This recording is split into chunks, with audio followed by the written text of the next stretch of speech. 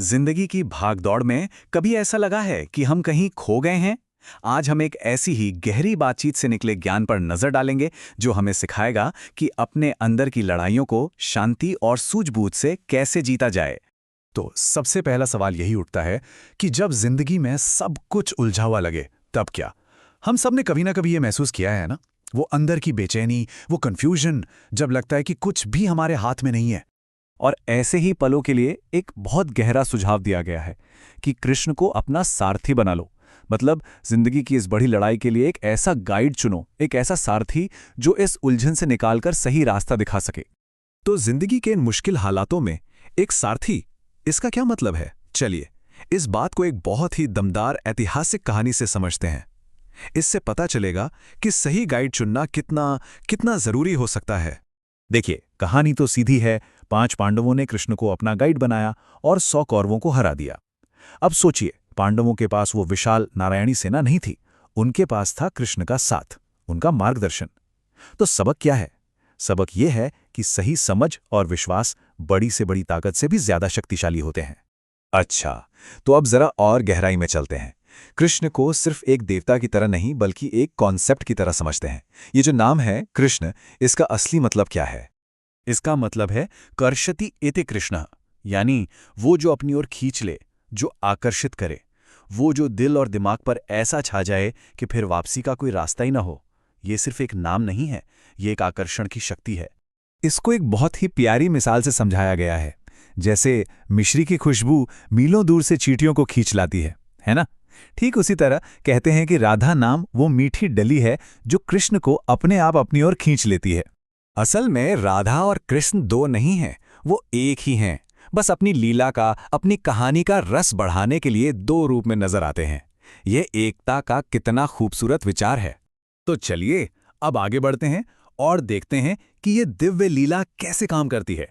एक कहानी से समझेंगे कि कैसे बिल्कुल नामुमकिन लगने वाली सिचुएशन में भी एक डिवाइन प्लान, एक उम्मीद की किरण सामने आ सकती है। कहानी शुरू होती है अत्याचारी कंस से। उसे एक भविष्यवाणी का डर था कि उसकी बहन देवकी की 8वीं संतान ही उसे मारेगी। तो डर के मारे उसने देवकी और उनके पति को जेल में डाल दिया। सोचिए कैसा माहौल होगा, चारों तरफ अंधेरा, डर और कोई उम्मीद नहीं। और फिर देखिए क्या होता है। जेल से गोकुल तक का सफर। पहले भविष्यवाणी सच होती है, फिर कृष्ण का जन्म होता है। और चमत्कार देखिए, सारे ताले टूट जाते हैं, बेड़ियां खुल जाती हैं और पहरेदार सो जाते हैं। मानो नदी भी रास्ता दे देती है। यह हमें याद दिलाता है कि जब ऊपर वाले का प्लान काम कर रहा हो तो कोई इंसानी रुकावट उसे रोक नहीं सकती। तो इस पूरी कहानी का निचोड़ क्या है? निचोड़ ये है कि जब जिंदगी में माया यानी दुनिया का भ्रम आता है तो हम बंध जाते हैं, और जब कृष्ण यानी वो दिव्य शक्ति आती है तो सारे बंधन अपने आप टूट जाते हैं। चलिए अब इन गहरी आध्यात्मिक बातों को आज की हमारी भाग-दौड़ भरी जिंदगी पर लागू करके देखते हैं। ये जो पुराने सिद्धांत हैं, इन्हें हम अपनी रोजमर्रा की जिंदगी में कैसे अपना सकते हैं। यहाँ एक बहुत जरूरी फर्क बताया गया है चिंता और चिंतन में। कहते हैं चिंता हमें बीमार करती है, लेकिन चिंतन मतलब गहराई से सोचना हमें बिहारी यानी ईश्वर तक ले जाता है। तो बात बस इतनी सी है कि अपना फोकस प्रॉब्लम से हटाकर सॉल्यूशन पर ले आएं। तो ये अंदर की ताकत आएगी कहाँ से? इसके लिए आत्मा को भी खुराक चाहिए। और वो खुराक क्या है? अपने गुस्से पर काबू पाना, अपनी आदतों को बदलना, भक्ति का भाव रखना और सत्संग यानी अच्छी संगत में रहना। जैसे शरीर को खाना चाहिए, वैसे ही आत्मा को ये सब चाहिए। एक बहुत ही पावरफुल बात कही गई है कि हम शायद अपना भविष्य न बदल सकें, लेकिन हम अपनी आदतें तो बदल ही सकते हैं। और जानते हैं क्या? हमारी आदतें ही हमारा भविष्य बदल देंगी। मतलब कंट्रोल हमारे हाथ में है। अब आते हैं आखिरी हिस्से पर, जहां बात हो रही है विश्वास के दर्शन की। हम सब इस चीज का सामना करते हैं, है ना?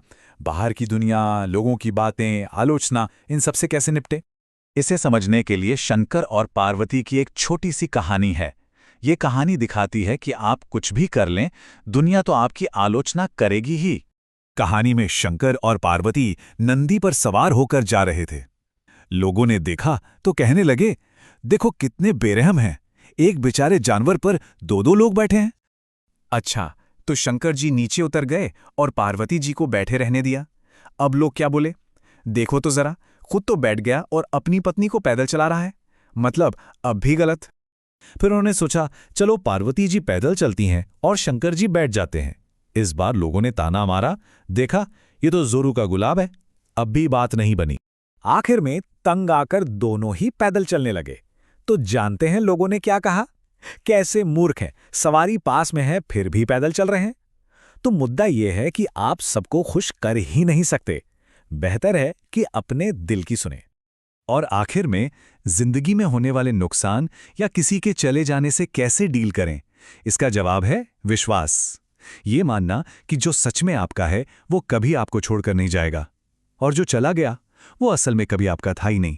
तो अंत में ये पूरी बातचीत हमें एक गहरे सवाल पर लाकर छोड़ देती है कि क्या ऊपर वाले की मर्जी हमारी अपनी इच्छा से बड़ी है? ये एक ऐसा सवाल है जिस पर हम सबको सोचना चाहिए।